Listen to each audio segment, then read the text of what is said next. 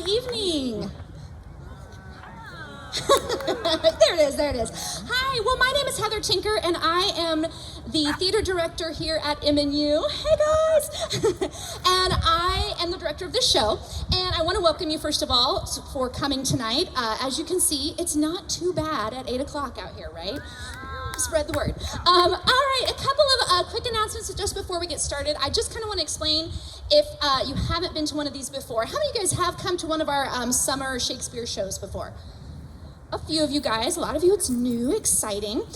So this is our third show. We have done a couple others, and we are so excited to get to present A Midsummer Night's Dream to you tonight. This is the first time we've done the show in the round, so you can kind of see. We don't have anybody behind us, but that's okay.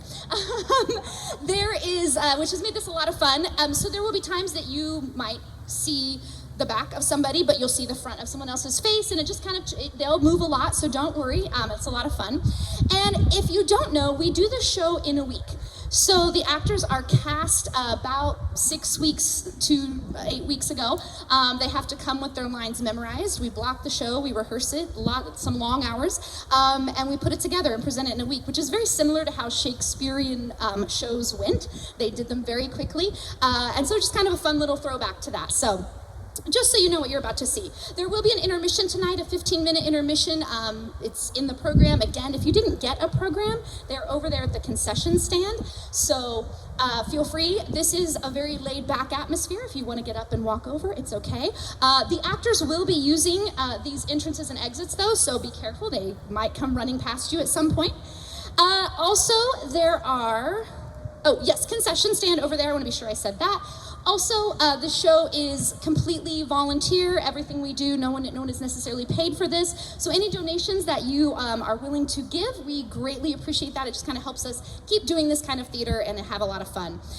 If you have not seen any of our other MNU theater shows, we have a whole season coming up this next year, starting, our first show will be the end of October, so we'd love for you to come see those.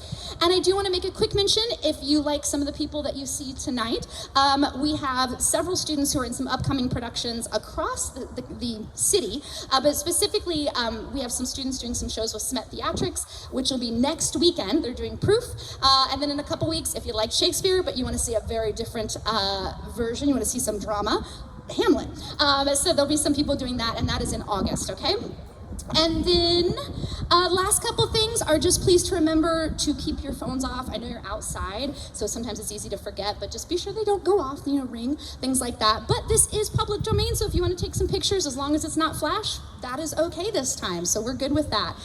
Thank you so much for coming, and enjoy the show.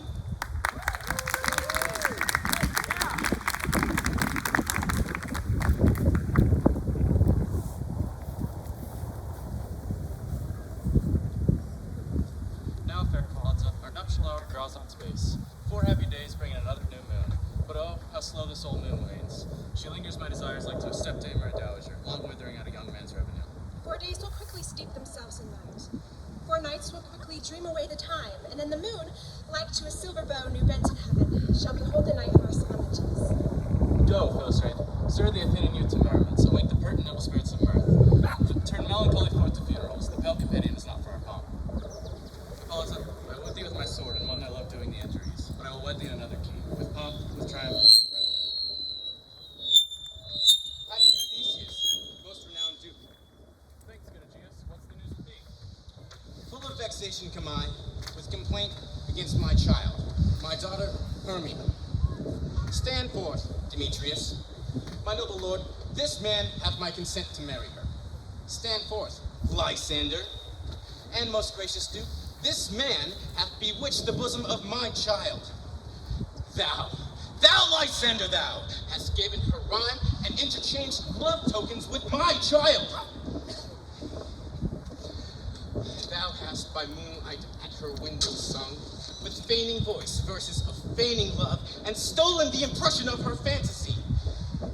With bracelets of your hair, rings, gauds, knacks, conceits, nosegays, sweetmeats, messengers of strong prevailment in unhardened youth.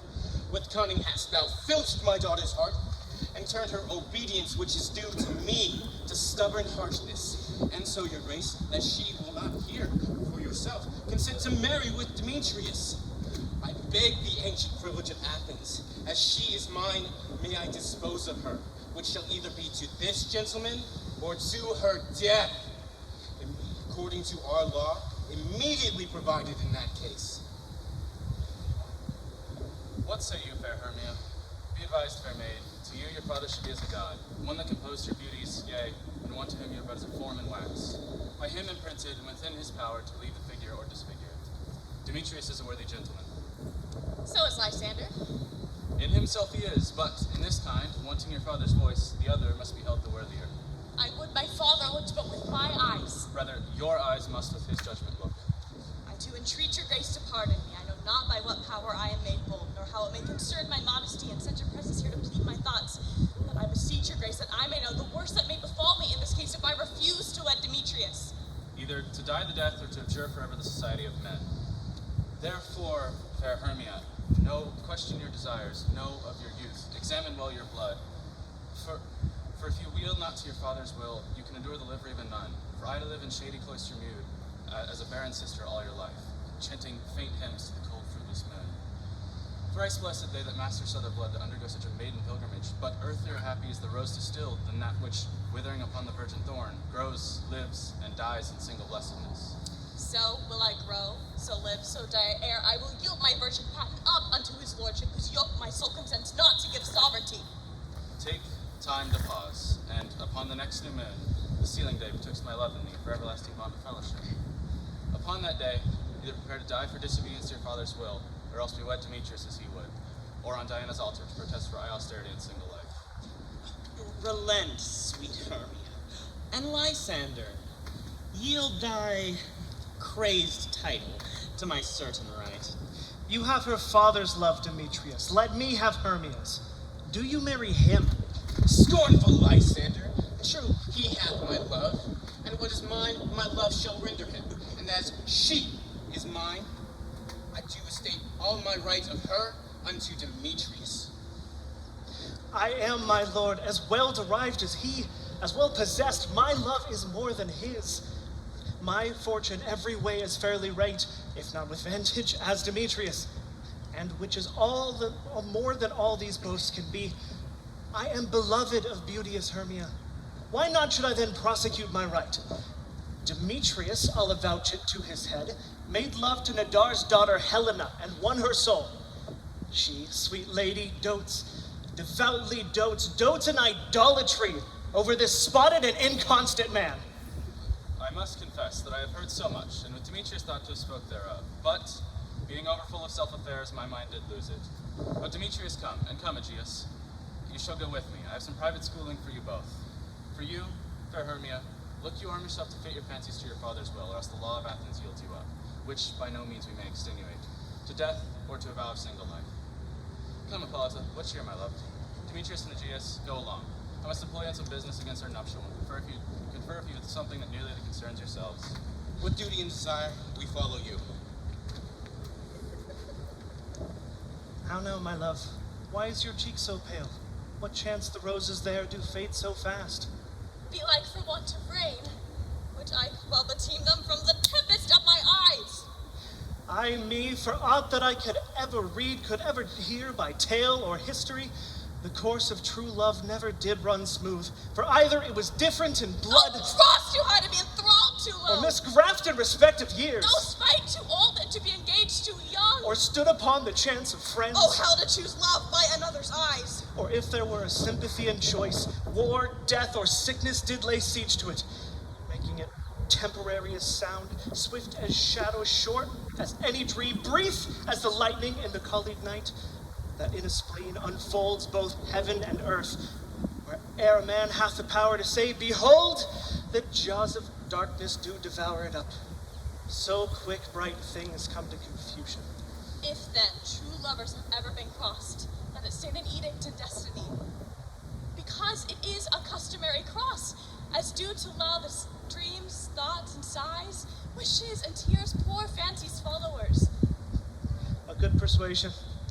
Therefore hear me, Hermia. I have a widow aunt, a dowager of great revenue, and she hath no child. From Athens, Her house is remote 7 leagues, and she respects me as her only son. There, gentle Hermia, may I marry thee.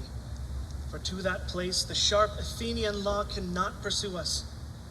So if thou lovest me, then steal forth thy father's house tomorrow night, and in the wood, a league without the town, where I did meet thee once with Helena to do observance to a morn of May. There I will stay for thee. My good Lysander, by Cupid's strongest bow, by his best arrow with the gold head, by the simplicity of Venus's doves, by that which knitteth souls and conquers loves, and by that fire that did burn the Carthage queen, when the false Trojan undersail was seen, by all the vows that men have ever broke, and never more than women ever spoke. In that same place thou hast appointed me, tomorrow truly will I meet with thee. Keep promise, love. Look, here comes Helena. Godspeed, fair Helena, whither away?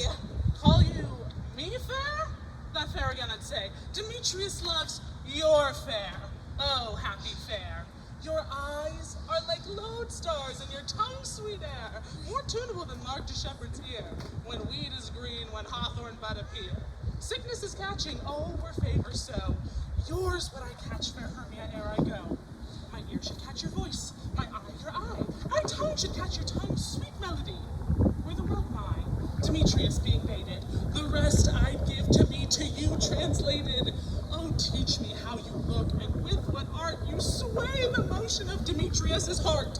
I frown upon him, yet he loves me still. Oh, that your frowns could teach my smiles such skill. I give him curses, yet he gives me love. Oh, that my prayers could such affection move. The more I hate him, the more he follows me. The more I love him, the more he hateth me. His folly, Helena, is no fault of mine. None but your beauty, would that fault were mine. Take comfort.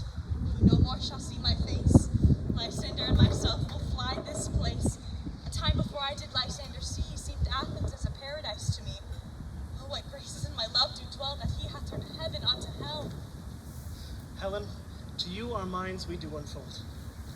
Tomorrow night, when Phoebe doth behold her silvery visage in the watery glass, decking with liquid pearl the bladed grass, a time that lovers' flights doth still conceal, through Athens' gates we devise to steal. And in the woods, where often you and I upon faint primrose beds were wont to lie, emptying our bosoms of their counsel sweet, there Lysander and myself shall meet. And thence from Athens we turn away our eye to find new friends and stranger companies. Farewell, sweet playfellow, and pray for us. Good luck grant thee thy Demetrius. Keep word, Lysander. We must starve our sight from lovers' food till morrow deep midnight. I will, my Hermia. Helena, adieu. As you on him, Demetrius dote on you. How happy some over other some can be. Through Athens I am thought just as fair as she. But what of that? Demetrius thinks not so. He will not know what all but he do know. And as he errs, doting on Hermia's eyes, so I, admiring of his qualities. Things base and vile, holding no quantity, love can transpose to form and dignity. Love looks not with the eyes, but with the mind. And therefore is winged Cupid painted blind. Nor hath love's mind of any judgment taste, wings and no eyes figure unheeding haste. Therefore is love said to be a child, because in choice he is so oft beguiled. As waggish boys in the games themselves forswear, so the boy love is perjured everywhere. For ere Demetrius looked on Hermia's eye, he hailed down oaths that he was only mine. But when that hail some hate from Hermia felt, so he dissolved, and showers of oaths did melt. I will go tell him of fair Hermia's flight. Then will he to the wood tomorrow night pursue her. And for this intelligence, if I have any thanks, it is a dear expense. But herein mean I to enrich my pain, to have his sights thither and back again.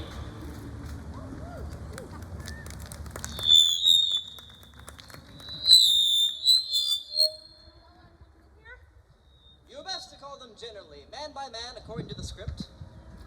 Here is the scroll through all of Athens, which is best thought to play before the Duke and Duchess on their wedding day at night. First, good Master Quince, say what the play treats on, and then read the names of the actors, and so grow to a point. Mary, our play is the most lamentable comedy and most cruel death of Pyramus and Thisbe. A very good piece of work, I assure you, and a merry. Now, good Master Prince, call forth the names of the actors by the scroll. Masters, spread yourselves. Answer as I call you. Nick Bottom, the Weaver. Ready! Name what part I am for and proceed. Nick Bottom, you are set down for Pyramus. Oh, what is Pyramus? A lover or a tyrant? A lover who kills himself most gallant for love. That'll require some tears in the true performance of it. If I do it, let the audience look to their eyes. I will move storms. I will condole in some measure. To the rest. Yet my chief humor is for a tyrant. I can play Hercules rarely, or a part to tear a cat in. The raging rocks and shivering shocks shall break the locks of prison gates. And Phoebus' car shall shine from far and make and mar the foolish fates. That was lofty, eh? Now name the rest of the players. That was Hercules' vein, a tyrant's vein. A lover is more condoling. Francis Flute, the bellows mender. Here, Master Quince. Flute, you must take Thisbe upon you. And what is Thisbe? Wandering knight? It is the lady that Pyramus must love. Faith, let me not play a woman. I'll wear a fake beard. That's all one. You may do it in a mask and speak as small as you will. And behind my face, let me play Thisbe too. I will speak in a monstrous little voice. Thisne, Thisne, Pyramus, thy lover dear, Pyramus, thy lady dear. No, you must play Pyramus and Flute you Thisbe. Well, proceed. Robin Snuggling, the tailor. Here, Master Quince. Snuggling, you are set down for the role of Pyramus's mother. Myself, Thisbe's mother. Snuggling, you as well will take the lion's role upon you. And here I hope is a play fitted. Have you the lion's part written? Pray it be given to me, for I am slow of study. You may do it extempore. It is nothing but roaring. Let me play the lion too. I will roar. That'll do any man's heart good to hear me. I will roar. That'll make the Duke say, let him roar again. Let him roar again. You would do it too terribly. Terribly. You would fright the Duchess and the ladies, and they would shriek, and that would be enough to hang us all. That would hang us, every mother's son. Gentlemen, if you fright the ladies out of their wits, they would have no more discretion but to hang us. But I will aggravate my voice, that I will roar you as gently as any sucking dove. I will roar you, and for any nightingale. You can play. No part, but Pyramus. For Pyramus is a sweet-faced man, a most gentle man like one you would see on a summer's day. Therefore, you must needs play Pyramus. Well, I will undertake it. What beard were I best to play it in? Why, what you will. I will discharge it in either your straw-colored beard, my orange tawny beard, your purple ingrained beard, your French crown-colored beard, your perfect yellow. Some of your French crowns have no hair at all, and then you will play barefaced. But masters, here are your parts. I pray you, entreat you, and desire you to con them by tomorrow night. Meet me by the woods in deep midnight. There we will rehearse. For if we do so in the city, we'll be dogged with company, all our devices known. In the meanwhile, I will draw up a bill of properties, such as our play once. I pray you all, fail me not. There we'll meet. We'll rehearse most obscenely and courageously. Take pains. Be perfect. Adieu. At the Duke's Oak we meet. Enough. Hold or cut bowstrings.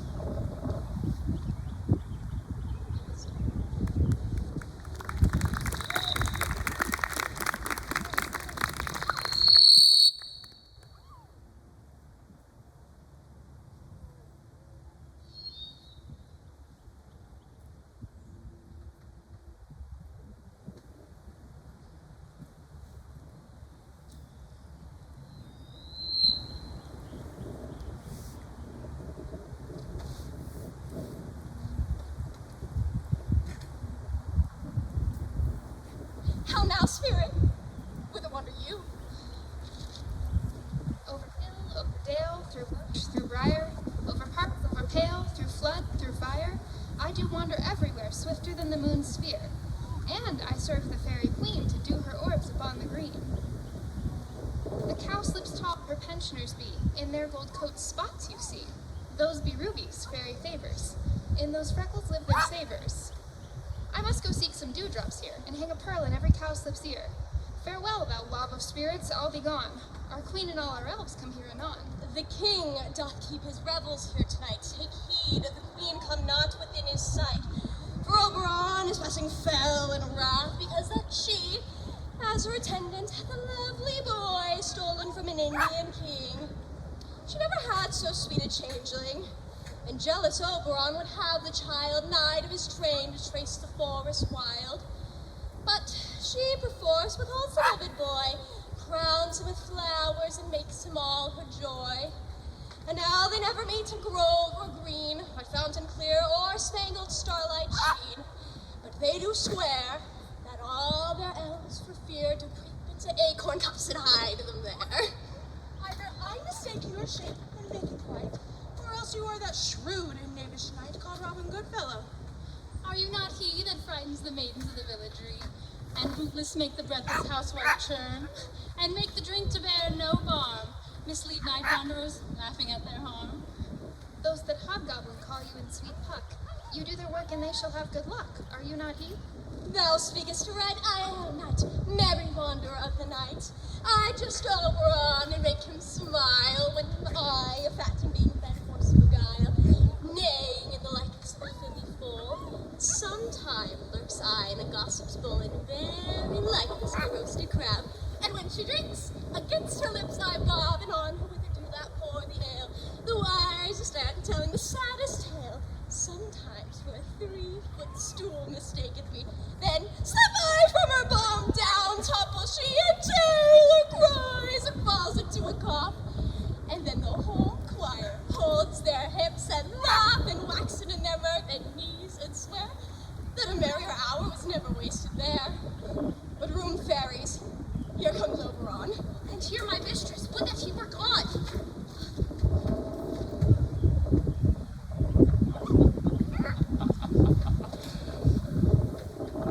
Ill met by moonlight, proud Titania. What? Jealous, Oberon? Fairies, skip hence. I have forsworn his bed and company. Tarry, rash wanton, am not I thy lord?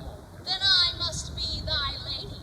But I know when thou hast stolen away from fairyland, and in the shape of Corin sat all day, playing on pipes of corn and versing love to amorous Philida. Why art thou here? Come from the farthest steppe of India, but that, forsooth, the bouncing Amazon, your busked mistress, and your warrior love to Theseus must be wedded, and you come to give their bed joy and prosperity. How canst thou thus for shame, Titania? Glance at my credit with Hippolyta, knowing I know thy love to Theseus.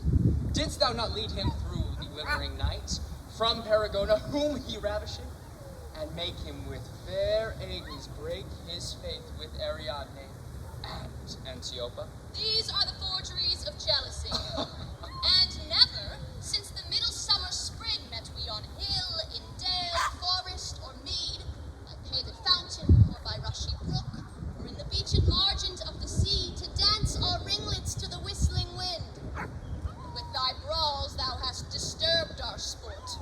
Therefore the wind, piping to us in vain, is in revenge, have sucked up from the sea contagious fogs, which falling in the land have every pelting river made so proud that they have overborne their continents.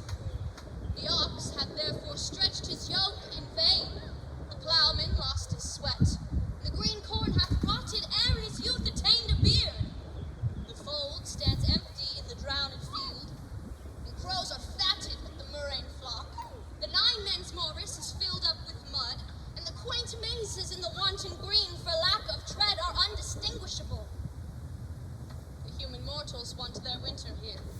No night is now with him or carol blessed. Therefore the moon, governess of floods, pale in her anger, washes all the air that rheumatic diseases do abound. And through this distemperature we see the seasons alter. Hoary-headed frosts fall in the fresh lap of the crimson rose. Donald Hyam's thin and icy crown, an odorous chaplet of sweet summer buds, is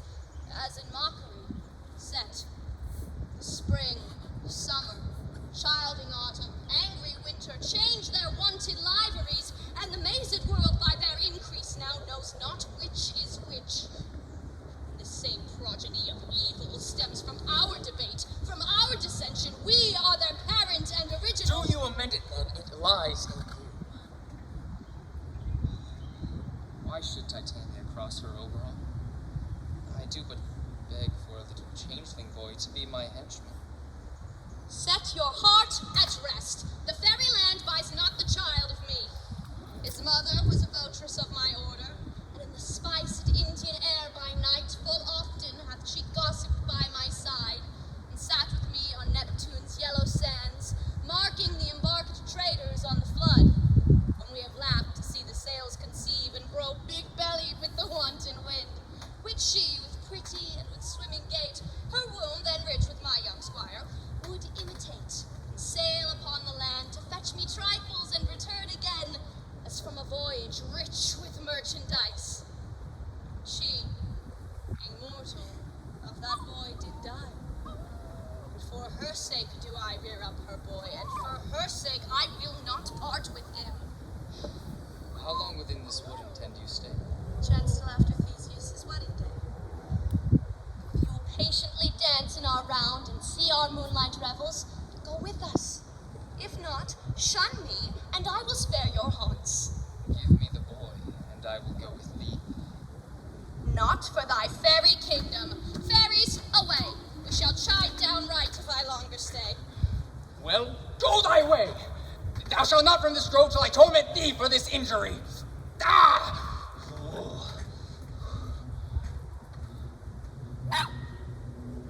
My gentle puck, come hither.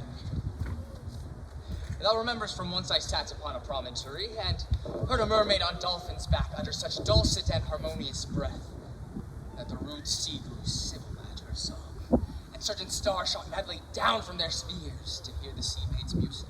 I remember. That very time I saw, but thou couldst not, flying between the cold moon and the earth, Cupid, all armed, and throned vessel in the west. A certain aim he took, and loosed his love shaft smartly from his bow as if it would pierce 100,000 hearts. But I might see his fiery shaft quenched in the chaste beams of the watery moon, and the imperial votress pass it on, made in meditation, fancy-free. Yet marked I where the bolt of Cupid fell. It fell upon a little western flower, before milk white, now purple with love's wound. Fetch me this flower, the herb I showed thee once. The juice of it on sleeping eyelids laid will make a man or woman madly dote upon the next light creature that it sees. Fetch me this herb, and be here thou again, ere the Leviathan can swim a league. I'll put a girdle round the earth in 40 minutes. Having once this juice, I'll watch Titania when she is asleep, and drop the liquor of it in her eyes. Then when she first waking looks upon, be it on lion, bear, wolf, or boar, on meddling monkey, or on busy ape, she shall pursue it with the soul of love. And ere I take this charm from off her sight, as I can with another herb, I will make her render up her page to me. But who comes here? I'm invisible, and I will overhear their conference. I love thee not, therefore pursue me not. Where is Lysander and fair Hermia? Thou told me they were stolen to this wood, and here I am, and wood within this wood, for I cannot find my Hermia. Hence, get thee gone and follow me no more. You draw me, you hard-hearted adamant, and yet you draw not iron, for my heart is as true as steel. Leave you your power to draw, and I will have no power to follow you. Do I entice you? Do I speak you fair, or do I tell you in the plainest truth that I do not, I cannot love you? And even for that, do I love you the more? Demetrius, I am your spaniel. And the more you hate me, I will fawn on you. Use me as your spaniel. Spurn me, strike me, neglect me, lose me. Only give me leave, unworthy as I am, to follow you. In what worser place can I beg in your love and get a place of high respect with me than to be used as you use your dog? Do not tempt too much the hatred of my spirit, for I am sick when I do look on thee. And I am sick when I look not on you.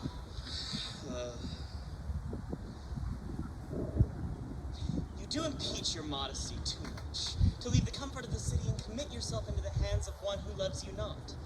To trust the opportunity of night and the ill counsel of a desert place with the rich worth of your virginity. Your virtue is my privilege in that it is not night when I do see your face, therefore I think I am not in the night. Nor doth this wood lack worlds of company, for you, in my respect, are all the world. Then how can it be said that I am alone, when all the world is here to look on me? I'll run from me and hide thee in the brake, and leave thee to the mercy of the wild beasts. The wildest hath no such heart as you. Run when you shall, the story shall be changed. Apollo flies, Daphne holds the chase. The dove pursues the griffin. The mild hind makes speed, bootless speed to catch the tiger. When cowardice pursues, valor flies. I'll not study thy questions. Let me go! And if thou followest me, do not believe that I will do thee mischief in the woods. In the temple, in the town, the field, you do me mischief, fly, Demetrius! Your wrongs do set a scandal on my sex! Oh! We cannot fight for love as men do. We should be wooed, and we're not made to woo. I'll follow thee, and make a heaven of a hell, to die upon the hand I love so well. Fare thee well, nymph. Now he shall leave this grove, he shall fly you, and he shall pursue thy love. Hast thou the flower, welcome wanderer? Aye, there it is. Pray be, give it me. I know a bank where wild thyme blows, where ox lips and nodding violet grows, quite over canopied with luscious woodbine, with sweet musk roses and with eglantine. There Titania sleeps sometime of the night, lulled in flowers with dancing and delight. There the snake throws her enameled skin, weed wide enough to wrap a fairy in. With this juice, I'll shriek her eyes and make her full with hateful fantasies. Take thou some of it, and see through this grove. A sweet Athenian lady is in love with the disdainful youth. Thou shalt know the man by the Athenian garments he hath on. Affect it with some care, so that he may prove more fond of her than she fond love. And meet me here ere the first cock crow. Fear not, my lord, your servant shall do so.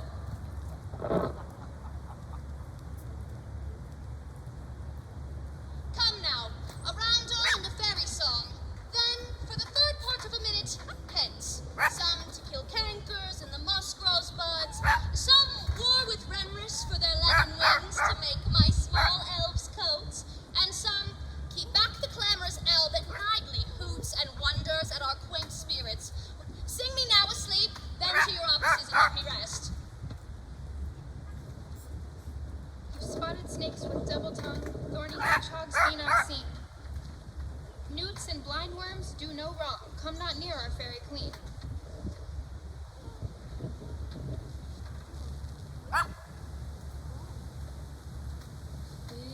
Philomel with melody, singing our sweet lullaby.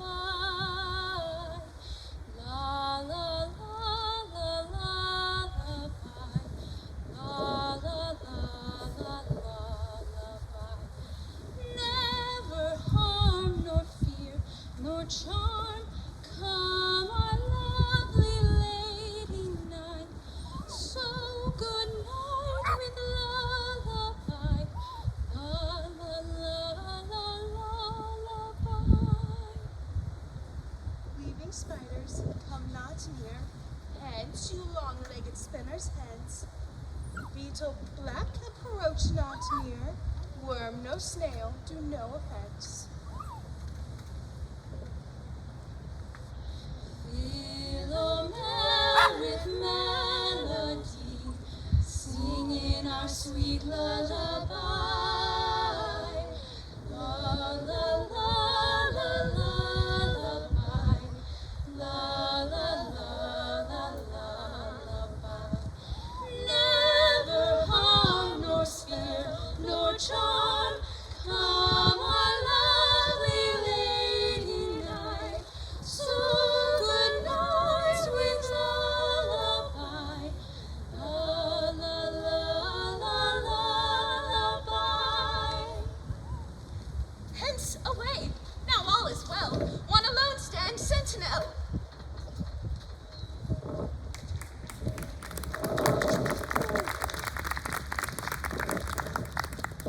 Thou seest when thou dost wake, do it for thy true love take.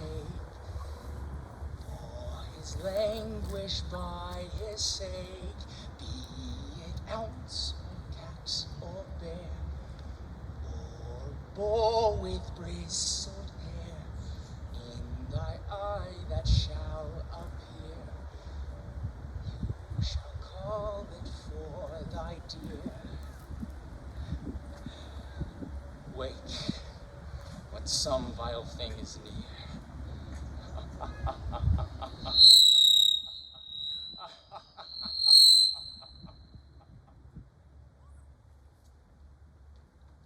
Fair love, you faint with wandering in the wood. And to speak troth, I have forgot our way. We'll rest us if you think it good, and tarry till comfort of day. Be it so, Lysander. Find you out of bed, for I upon this bank will rest my head. One turf shall serve as pillow for us both. One heart, one bed, two bosoms, and one truth. Nay, good Lysander, for my sake, my dear, lie further off. Do not lie so near. Oh, take the sense, sweet, of my innocence. Love takes meaning in love's conference. I mean that my heart unto yours is knit, so that but one heart we can make of it. Two bosoms interchained with an oath, then two bosoms and a single troth. So by your side no bedroom me deny, for lying so, Hermia, I do not lie. Lysander riddles very prettily, not much beshrew my manners and my pride, if Hermia meant to say Lysander lied. But, gentle friend, for my sake, my dear, lie further off, do not lie so near. Such separation, as well may be said, becomes a virtuous bachelor and a maid, so far be distant. Good night, sweet friend, thy love near altar to thy sweet life end. Amen, amen to that fair prayer, say I, and then end life if I end loyalty. Here is my bed. Sleep give thee all his rest. With half that wish, the wisher's eyes be pressed.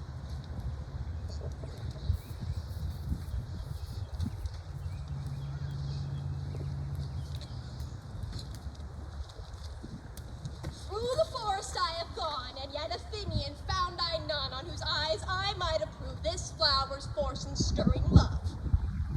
Night and silence was here. Weeds of Athens he doth wear. This is he my master sent to spice in the Athenian maid! And here the maiden, sleeping sound upon the dank and dirty ground. Pretty soul, she durst not lie near this lackluster, this kill-courtesy. True, upon thy eyes I throw all the power this charm doth owe. When thou wakest, let love sleep sit not on thy eyelid. So awake when I am gone, for I must not overrun.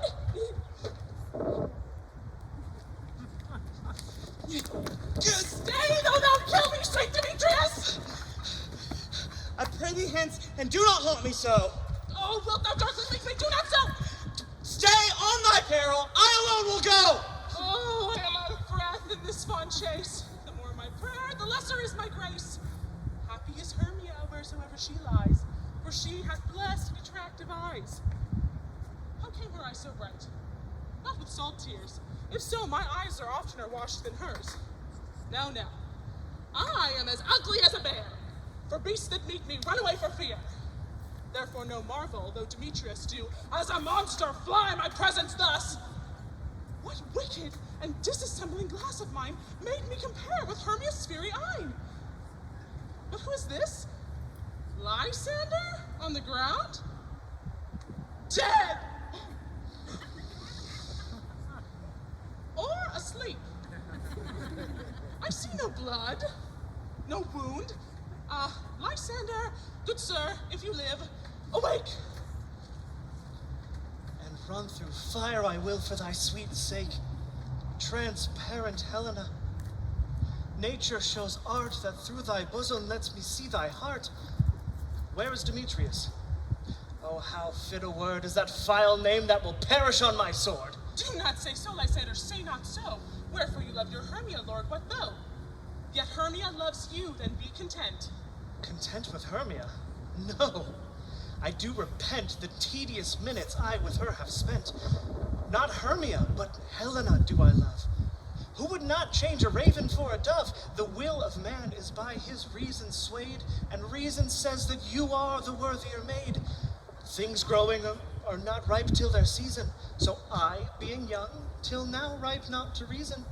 And touching now the point of human skill, reason becomes the marshal to my will, and leads me to your eyes where I o'erlook love's stories written in love's richest book. Wherefore was I to this keen mockery born?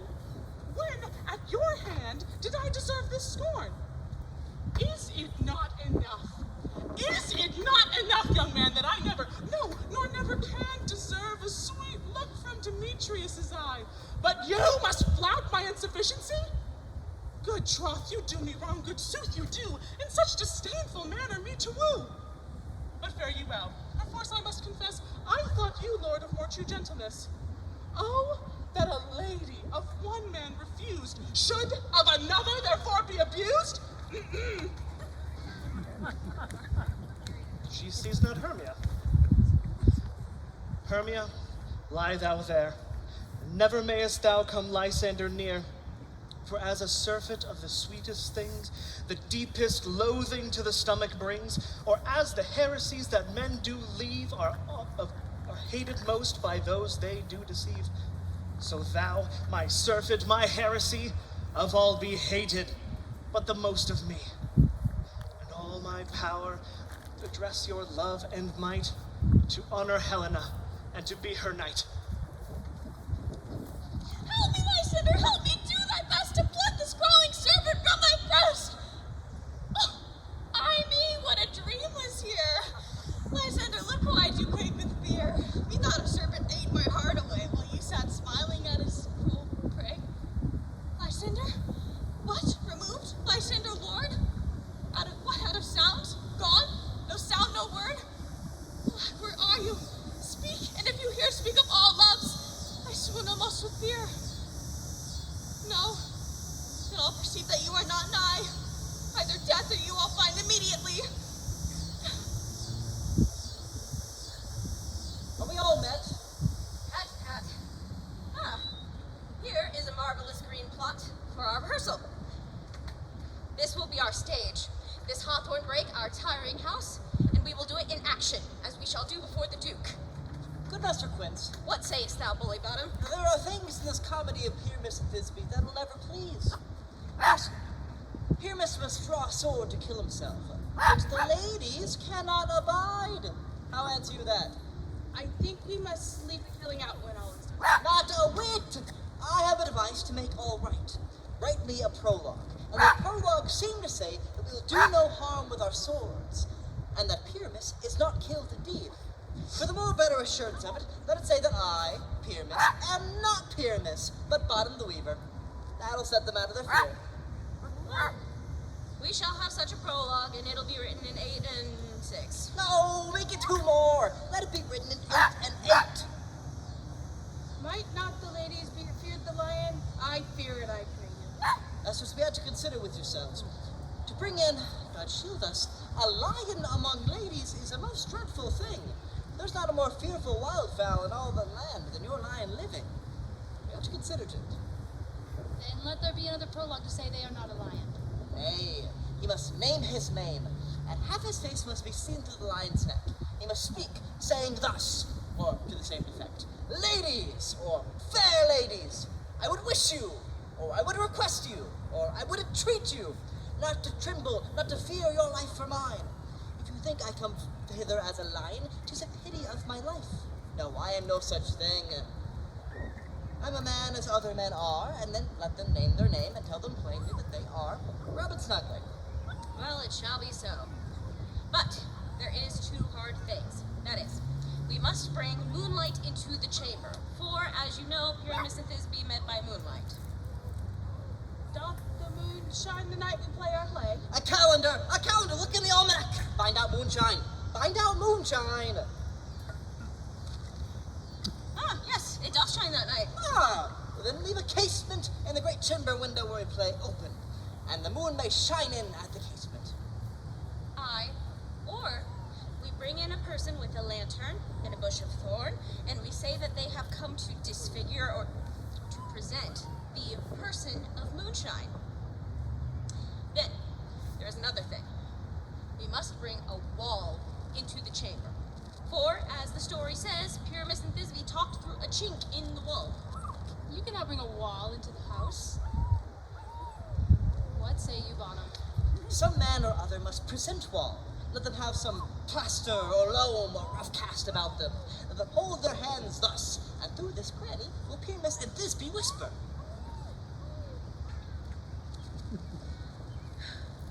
If that is so, then all is well. But come, masters, sit every mother's child, and we will rehearse. Pyramus, you will begin. Once you have spoken your speech, enter into the break, and everyone according to their cue. What hempen homespuns have we swaggering here, so near the cradle of our fairy queen? What a play toward! I'll be an auditor. An actor too, perhaps, if I see cause. Pyramus, begin. Thisbe, stand at the ready. I Thisbe dear, so the odious savors sweet. Odors. Odors savors sweet.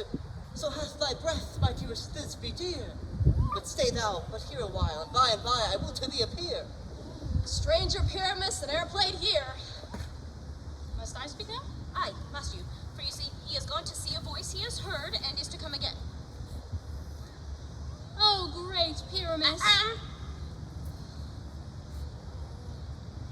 Oh, most radiant Pyramus, most lily-white of hue, the color of red rose on triumphant briar, truer than any truest horse that shall never tire.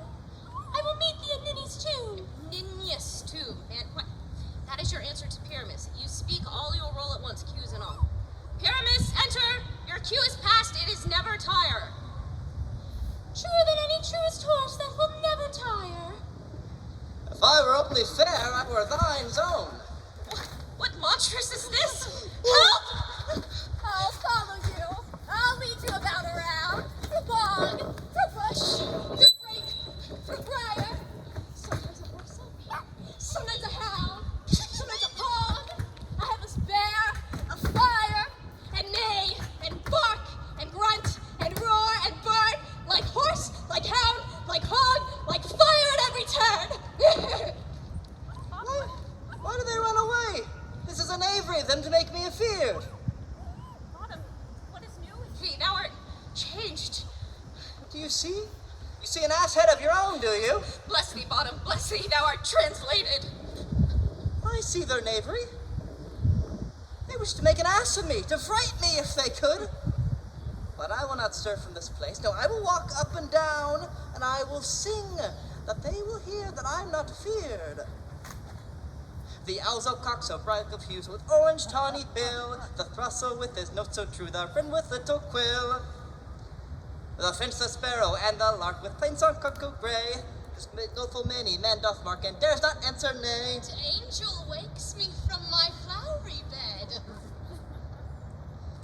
For indeed, who would give set their wit to so foolish a bird? Who would give a bird the lie, though he cry cuckoo never so? I pray thee, gentle mortal, sing again. Mine ear is much enamored of thy note. So is mine eye enthralled to thy shape. Thy fair virtue's force, perforce, doth move me to say, to swear, I love thee. Methinks, mistress, you would have little reason for that. Yet, reason and love keep little company together nowadays. 'Tis more the pity that some honest gentlemen don't make them friends. Nay, I can gleek upon occasion. Oh, thou art as wise as thou art beautiful. Not so, neither. If I had wit to get out of these woods, I'd have enough to serve mine own turn. Out of this wood do not desire to go. Thou shalt remain here, whether thou wilt or no. I am a spirit of no common rate. The summer still doth tend upon my state, and I do love thee.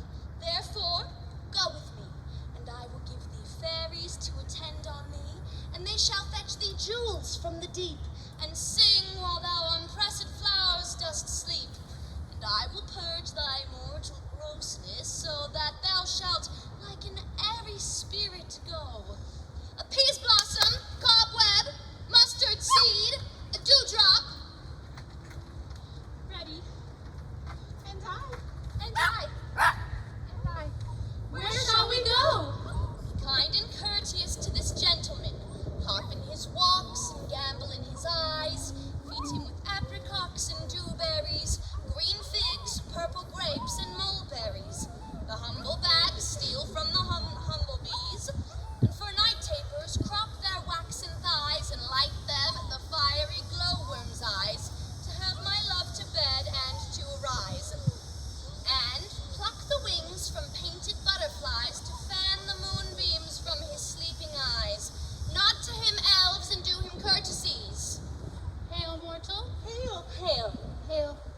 cry thy worship's mercy heartily. I beseech your worship's name. Cobweb. Ah, good Master Cobweb. I shall desire you more acquaintance. If I cut my finger, I shall make bold with you. Your name, honest gentleman? Peas Blossom. Ah, I pray you commend me to Mistress Squash, your mother, and to Master Peascod, your father. Good Master Peas Blossom, I shall desire more acquaintance of you, too. I beseech you, your name, sir. Mustard Seed. Ah, good Master Mustard Seed, I know your patience well. Many a gentleman of your house hath made my eyes water ere now. I shall desire you more acquaintance, too, good Master Mustard Seed. And your name, sir? Dewdrop. I'll desire you, too. Come, lead him to my bower. The moon, methinks,